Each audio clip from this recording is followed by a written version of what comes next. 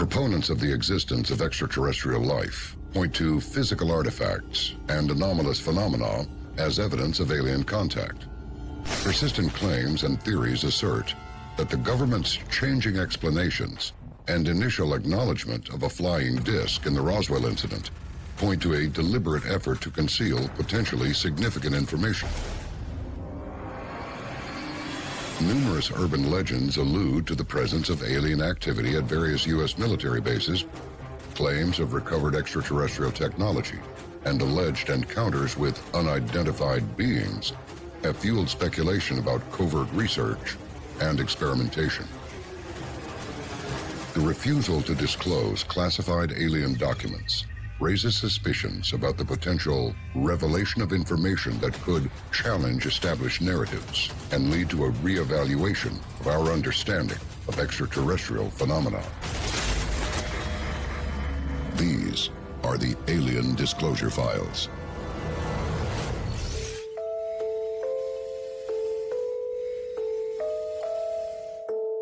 Over the past several decades, numerous cases speculate that potential evidence of extraterrestrial activity may be concealed in plain sight.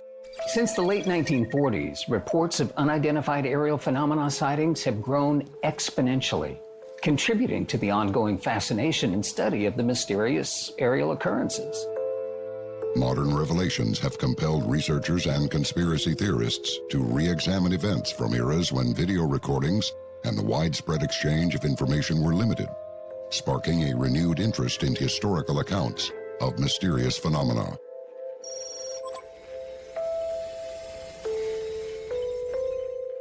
One of the earliest documented reports of UAP, the Roswell incident, is widely regarded as one of the most iconic and frequently discussed cases in alien-related incidents. In July 1947, reports emerged of a crashed object on a ranch owned by Mac Brazel. The initial statement from the Roswell Army Airfield claimed that a flying disc had been recovered.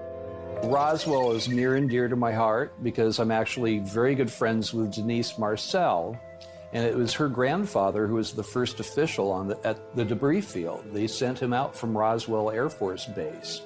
Now, he was the head of security for Roswell Air Force Base. They sent him out with another soldier in a Jeep, and they got to the debris field, and what they saw was a square mile of this material. And now I heard that there was no breeze, no wind, but it seemed like it was moving in motion. However, a day later, the military revised its statement, asserting that the recovered debris was actually from a weather balloon used in a top-secret project. The military's ambiguous and sort of shifting explanations regarding the Roswell incident have actually contributed to the cloud of confusion and speculation, leaving the actual truth of the matter unclear and open to interpretation. Some contend that all the debris was publicly accounted for and explained. Others claim that portions of the debris were retained and studied at military facilities, such as Wright-Patterson Air Force Base or Area 51. But there it was, this debris field, and the material they called memory metal because they noticed it had the tensile strength of the strongest, steel. The tensile strength of titanium is what they were saying. But yet it was lighter than tin foil. It was lighter than balsa wood.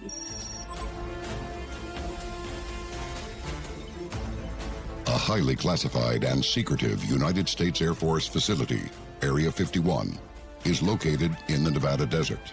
It has been commonly associated with various conspiracy theories related to unidentified flying objects, UFOs, and extraterrestrial phenomena. So they sent Kelly Johnson out there, and he found the most desolate dry lake bed that he could find, away from prying eyes. There weren't roads really that went there. There were just a couple of cattle ranches that were off of the site. And that's where they built Area 51, which was a secret facility up until recently. So apparently the rumor is that there's a thing called the Blue Room, where they keep crash materials, supposedly bodies. Area 51 gained widespread attention due to claims made by UFO enthusiasts and conspiracy theorists who believe that the facility has been used to study crashed alien spacecraft and even house captured extraterrestrial beings. Numerous locations around the world, like Area 51, remain focal points for both serious scientific inquiry and speculative theories about potential alien contact. Given Earth's vast size, numerous locations worldwide are believed to hold potential evidence of extraterrestrial phenomena, ranging from reported sites to unexplained occurrences. However, certain sites like Wright-Patterson Air Force Base attract heightened attention due to their historical significance in alleged UFO research and conspiracy theories, drawing both serious scientific inquiry and speculative interest. Wright-Patterson Air Force Base has given rise to a collection of urban legends and conspiracy theories, driven by its association with classified military activities. These legends include the base's involvement in storing and studying wreckage from alleged UFO crashes, secretive facilities like Hangar 18, harboring advanced extraterrestrial technology, and even experiments in time travel and other futuristic technologies. They flew Jesse Marcel Sr. out to Wright-Patterson Air Force Base, which, by the way, is where if you capture like an enemy airplane or some piece of enemy technology that's terrestrial, that's where they send it for reverse engineering. The base hosts a range of cutting-edge facilities and laboratories dedicated to the development, testing, and evaluation of advanced aircraft, propulsion systems, and defense technologies. Some conspiracy theories suggest that the wreckage from the alleged Roswell UFO crash in 1947 was transported to Wright-Patterson Air Force Base for analysis and reverse engineering. This theory is fueled by Wright-Pat's involvement in aerospace research and the secrecy surrounding certain military activities. Some speculative claims go so far as to propose that the base not only harbors extraterrestrial technology, but also holds the remains of recovered alien beings.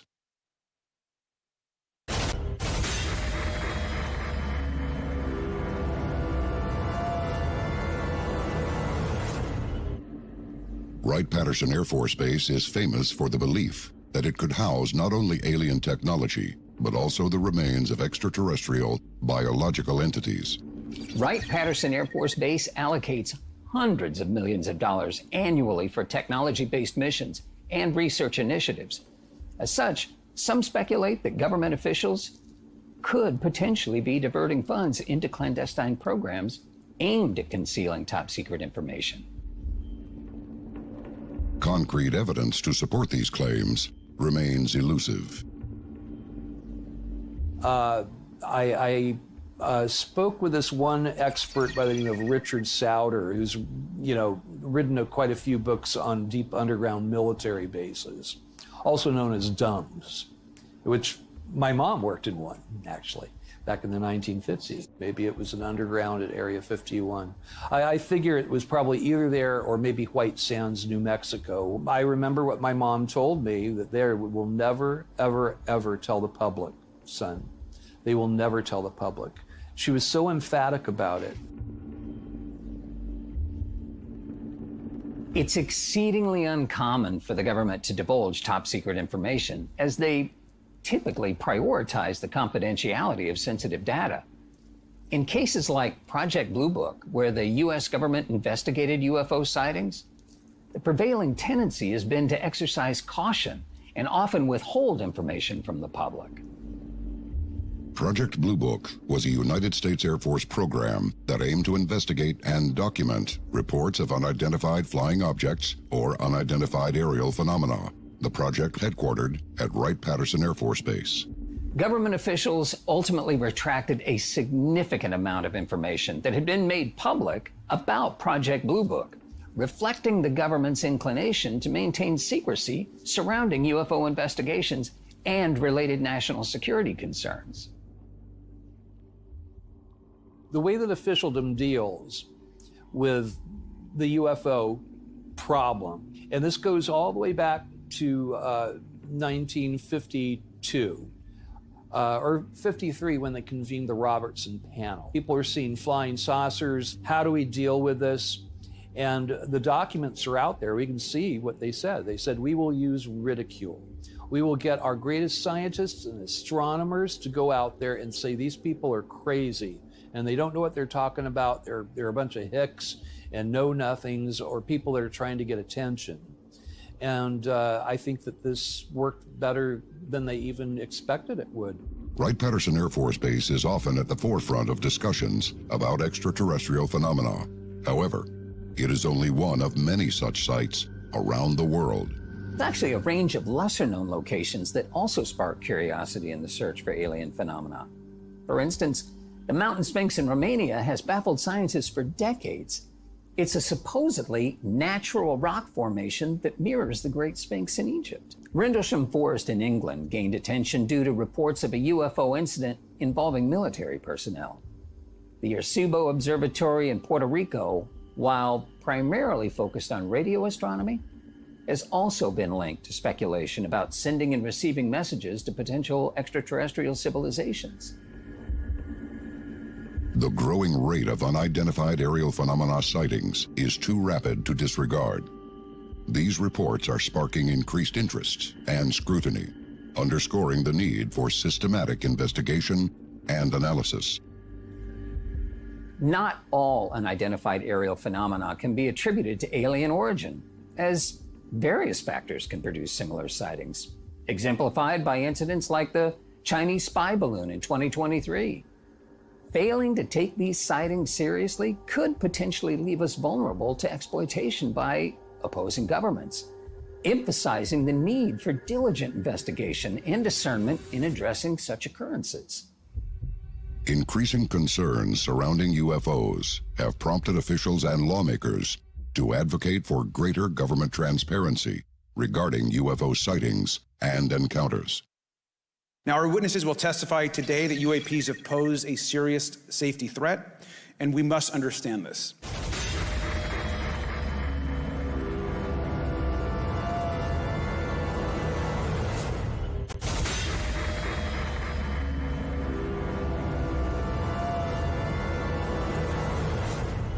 Since the Roswell incident in 1947, many Americans have wondered about the dangers of unknown objects crisscrossing our skies. Given the potential threats posed by unidentified aerial phenomena, in 2023, Congress convened a committee to deliberate and determine the most appropriate course of action for addressing these phenomena. Lawmakers and officials want to know, what is the established protocol for reporting UAPs within military and civilian sectors? What are the potential dangers or risks associated with UAPs and their presence within our airspace? The government's policy for reporting UAPs has evolved in response to growing interest and concerns. The government policy for reporting unidentified aerial phenomenon involves a framework established by the U.S. Department of Defense to encourage military personnel and credible sources to report sightings and encounters with UAPs. The DoD's Unidentified Aerial Phenomena Task Force is responsible for assessing the nature and origins of these reports.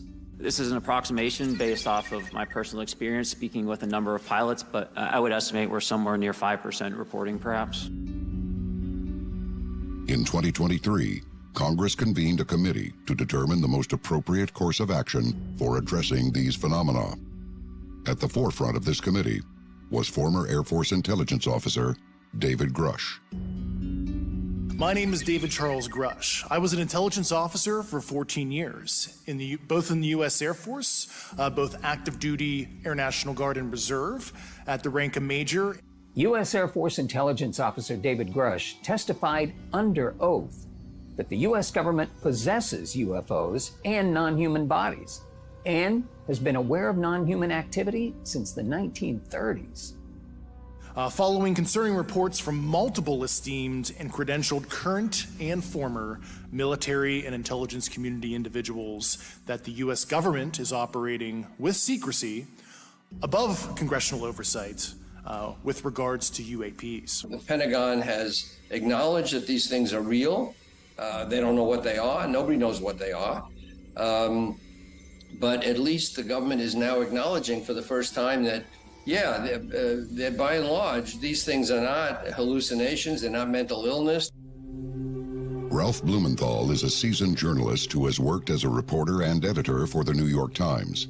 He is recognized for his reporting on UFOs and related phenomena. There is a technology that the government is pursuing that may have come from some of these UAP or UFOs that they're trying to duplicate. And it may be in the government's interest to pretend or to say that, oh, these are all UFOs. What you're seeing is not American, you know, the latest American technology. So maybe some people have seen very advanced U.S. aircraft, and in order to hide the, highly classified nature of this technology, the government said, oh, you saw a UFO. Before this year's subcommittee, believing any conspiracy theory related to aliens was challenging, given the absence of public disclosures by government officials regarding classified information. But with Grush's confirmation that the government indeed possesses physical evidence of alien life, the landscape shifted, opening up the possibility that the work of other researchers in the field may now be viewed as potentially credible.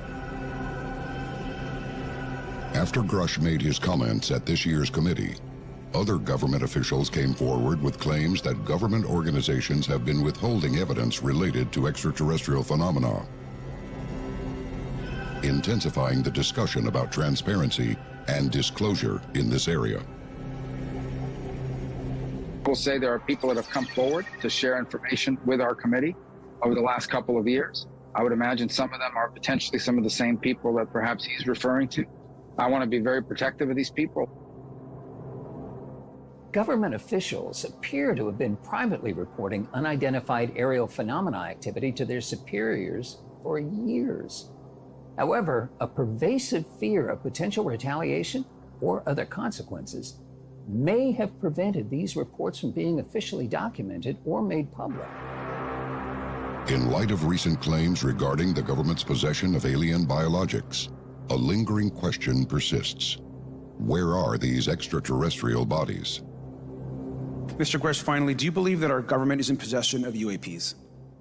Absolutely, based on interviewing over 40 witnesses over 4 years. And where? I know the exact locations, and those locations were provided to the Inspector General and some of which to the intelligence committees. I actually had the people with the firsthand knowledge provide a protected disclosure to the Inspector General.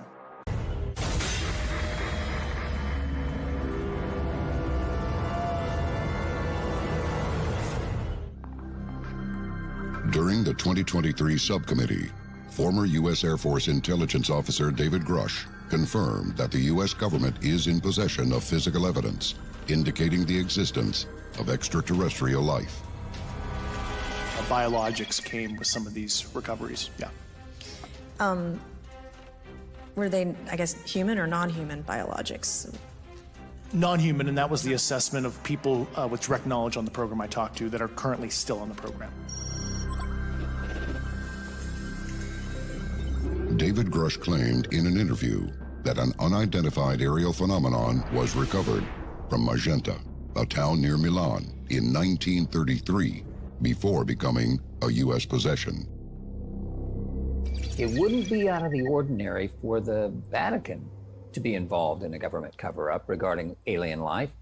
The Church's doctrine asserts that humans and intelligent creatures were created by God, and the discovery of intelligent extraterrestrial life could raise profound theological questions and challenges.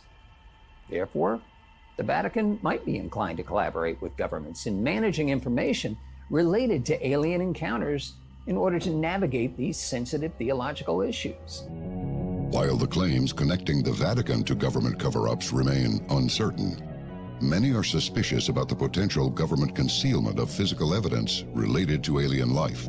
Numerous scenarios in recent history have seen accusations of government cover-ups regarding proof of alien life. The persistence of such accusations has fueled ongoing debates and investigations into the potential existence of extraterrestrial life and government's involvement in related matters. In December 1980, a series of UFO sightings occurred near the Rendlesham Forest in Suffolk, England, involving military personnel from the nearby RAF Woodbridge base. Some claim that the UK and US governments have concealed crucial evidence related to this incident.